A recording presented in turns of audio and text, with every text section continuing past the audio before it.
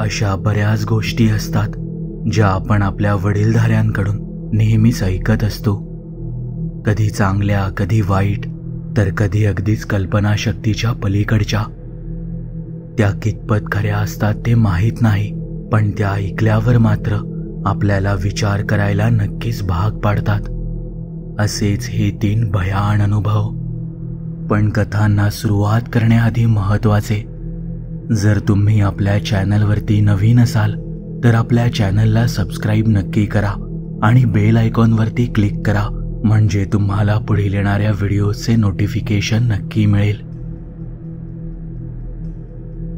अनुभव क्रमांक 1. हा अनुभव आपल्या चॅनलच्या सबस्क्रायबर शबाना पठाण यांनी पाठवला आहे. घटना माझ्या आजोबांसोबत बऱ्याच वर्षांपूर्वी घडली होती. माझे गाव कोल्हापूरला आहे.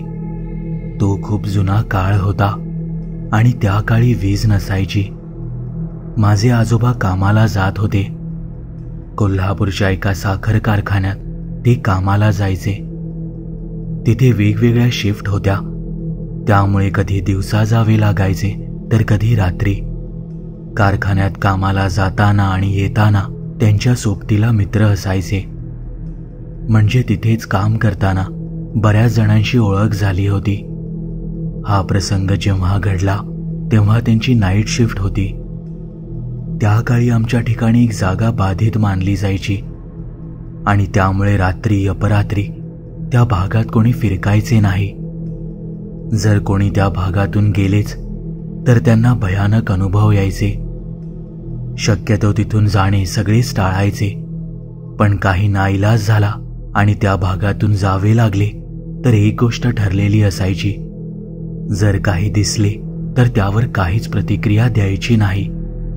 आपण पाहिलेच नाही अशा आविर्भावात तिथून निघून जायचे. आणि हाच एक मार्ग होता त्या भयानक गोष्टीपासून वाचण्याचा. त्या काळी आमच्या भागात याबद्दल बरीच भीती पसरली होती. आजोबांच्या कामाला जाण्या येण्याच्या वाटेत नेमकी ती जागा होती आणि तिथून जाण्याशिवाय त्यांना दुसरा पर्याय नव्हता. एक गोष्ट चांगली होती की ते एकटे नव्हते. त्यांच्यासोबत त्यांचे कारखान्यातील मित्रही असायचे. त्यांच्या मित्रांपैकी एक जण दारू पिणारा होता. नाईट शिफ्ट संपली की घरी येताना तो दारू पित असे. त्या रात्रीही तसेच झाले. काम आटोपून शिफ्ट संपून ते सगळे घरी यायला निघाले. त्या एका मित्राने दारू प्यायली होती, त्यामुळे त्याला घेऊन ते घरी येत होते. ते त्या बाधित जागेजवळ जाऊ लागले तसे त्या दारुड्या मित्राला म्हणाले की काहीच न बोलता गपचूप चल आमच्यासोबत. त्याने मान डोलावली, पण तो खूप नशेत होता. काही वेळात ते चालत त्या भागात आले तसे त्यांना एक म्हातारा माणूस उभा दिसला. सगळ्यांना शंका आली तसे फक्त एकमेकांना इशारा केला की काहीच न बोलता इथून पुढे चला. पण त्या दारू प्यायलेल्या मित्राने दारूच्या धुंदीत त्या म्हाताऱ्याला मुद्दामून एक लांबचा पत्ता विचारला. सगळे मित्र त्याच्याकडे घाबरून पाहू लागले तसे तो म्हातारा आ वाजून एक वेगळाच आवाज करू लागला आणि त्याने पत्ता दाखवण्यासाठी हात लांब केला. त्याचा हात अतिशय लांब व जाड होता. तो भयानक प्रकार पाहून सगळ्यांना कळून चुकले की हे काहीतरी वेगळेच प्रकरण आहे. हे सगळे कळल्यावर मात्र ते धावत सुटले. या सगळ्या धावपळीत तो दारू प्यायलेला मित्र मागेच राहिला. दुसऱ्या दिवशी त्यांनी त्या मित्राची चौकशी केली तेव्हा कळले की तो खूप आजारी पडलाय. कदाचित घडलेल्या प्रकारामुळे त्याने धसका घेतला असावा, पण दुर्दैवाने अवघ्या 2 दिवसात तो मरण पावला होता.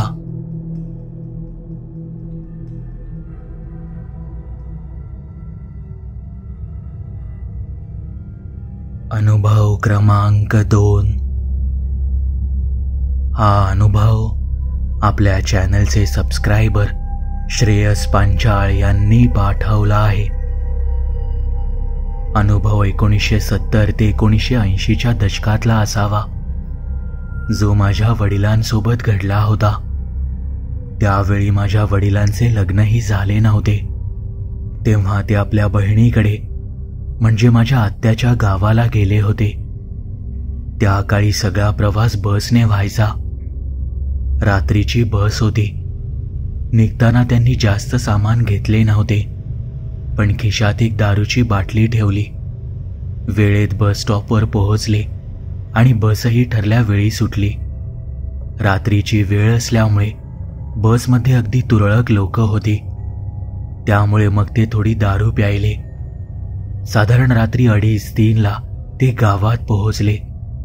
स्टॉपवर उतरले आणि आजूबाजूला नजर फिरवली तर मिट्ट अंधार पसरला होता.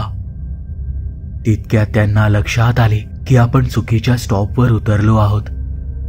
पण तो रस्ता अगदी सामसूम झाला होता. त्यामुळे आता एखादे वाहन मिळणेही जवळजवळ अशक्य झाले होते. आत्याच्या घरी जायचे असल्यामुळे त्यांनी पायीच प्रवास सुरू केला. बराच वेळ लागणार होता, पण दुसरा काही मार्ग नव्हता. रस्त्याच्या दोन्ही बाजूला हिरवीगार शेतं आणि चंद्राचा हलकासा प्रकाश तेवढाच काय तो मार्ग दाखवत होता. अधूनमधून वाऱ्याची एक झुळूक आली की शेतातून सळसळ ऐकू यायची. चालता चालता अचानक एका मोठ्या दगडाला पाय लागून ते धडपडले आणि तोल जाऊन रस्त्याच्या बाजूला शेतात जाऊन पडले. पडल्यामुळे पायाला थोडं लागलं होतं. ते पाहत ते तिथेच बसून राहिले. अवघे काही क्षण उलटले असतील आणि त्यांना कसलीशी चाहूल जाणवली. ते तसेच घाबरत उठून उभे राहिले आणि आवाजाच्या दिशेने पाहू लागले. त्यांच्यापासून अवघ्या 7 ते 8 फुटांवर कोणीतरी उभं होतं. अंधार असल्यामुळे आणि त्यात शेताचा भाग असल्यामुळे नीटसं काही दिसत नव्हतं, पण तिथे कोणीतरी उभं आहे हे नक्की होतं. त्यांनी कसलाच प्रतिसाद दिला नाही आणि हळूहळू एक एक पाऊल मागे टाकत ते रस्त्याच्या दिशेने जाऊ लागले. तसं ते जे काही होतं ते वाढलेल्या शेताच्या पिकांमधून सरकत पुढे येऊ लागलं. जसं ते बाहेर आलं तसं चंद्राच्या प्रकाशात त्याचं भयान रूप दिसलं. माझे वडील निरखून पाहू लागले आणि त्यांना जाणवलं की त्याला मुंडकच नाहीये, फक्त एक धड त्यांच्या समोर उभं आहे. ते भयानक दृश्य पाहून जणू काळीच भीतीने छाती फाडून बाहेर येईल की काय असं वाटू लागलं. पण स्वतःला कसं तरी सावरत ते उठले आणि जीवाच्या आकांताने धावत सुटले. पण ते जे काही होतं ते त्यांच्या मागे येतच होतं. बऱ्याच वेळानंतर ते गावदेवीच्या मंदिराजवळ आले आणि झटकन त्या मंदिराच्या आवारात आले. तसे मागून एक किळसवाणा आवाज कानावर पडला. सकाळ होईपर्यंत ते तिथेच थांबले आणि पहाटे आपल्या बहिणीच्या घरी गेले. गेल्या गेल्या तिला सगळा प्रकार सांगितला. तेव्हा ती सुद्धा खूप घाबरली होती. या प्रसंगाला आज 30 ते 40 वर्ष उलटली असतील, पण आजही कधी वडिलांनी याबद्दल सांगायला सुरुवात केली तरी अंगावर काटा येतो. माझ्या वडिलांनी बहुतेक मानकाप्याला पाहिलं होतं.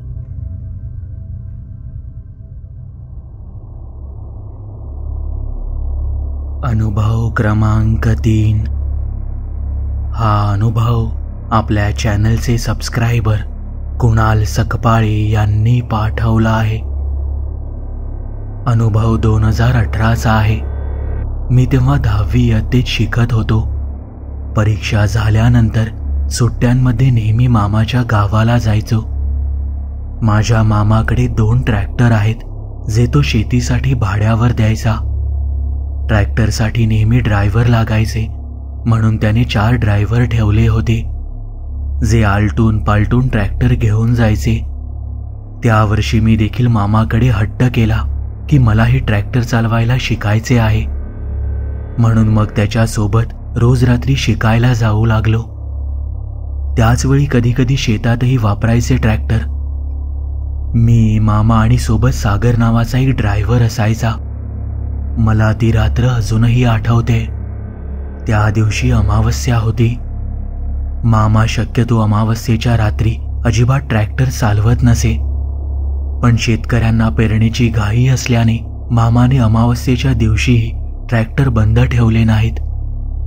त्या दिवशी आम्हाला नदीकडच्या शेतात म्हणजे मैत जायचे होते. ट्रॅक्टरवर मामा आणि सागरच होता. मी मामाला म्हणालो की रोजच्याप्रमाणे मीही येतो, पण त्याने मला येऊ दिलं नाही. रात्री 2च्या सुमारास ट्रॅक्टरचा आवाज आला. तेव्हा मला कळले की मामा आणि सागर शेतात जाऊन परत आले असावेत. आवाजाने माझी झोपमोड झाली, पण नंतर जास्त विचार न करता मी गाढ झोपून गेलो. तो सागर नावाचा ड्रायव्हर आमच्या घराजवळच राहायचा. दुसऱ्या दिवशी सकाळी कोणीतरी सांगायला आलं की तो खूप विचित्र वागतोय. माझा मामा आणि मी त्याच्या घरी त्याला भेटायला गेलो तेव्हा 11 वाजले असतील. तेव्हा कळले की तो अगदी वेड्यासारखा वागतोय. घरातील अंडी त्याने तशीच कच्ची खाऊन टाकली होती आणि मटण मांस मागत होता. एका वेगळ्याच आवाजात गुरगुरत होता. असा प्रकार मी आधी कधीच पाहिला नव्हता. त्यामुळे भीती तर वाटत होतीच, पण त्यापेक्षा खूप अस्वस्थ वाटत होतं.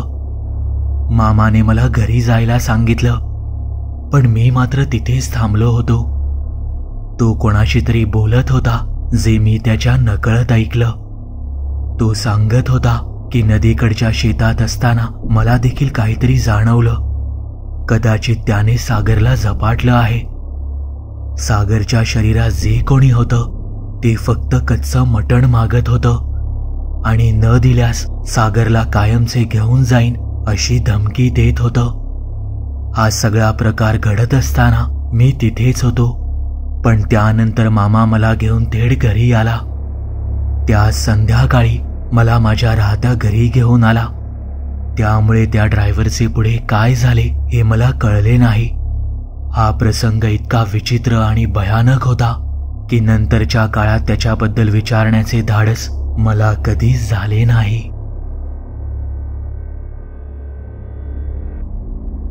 तुम्हाला ही कथा आवडली असेल तर या व्हिडिओला लाईक आणि शेअर करायला विसरू नका.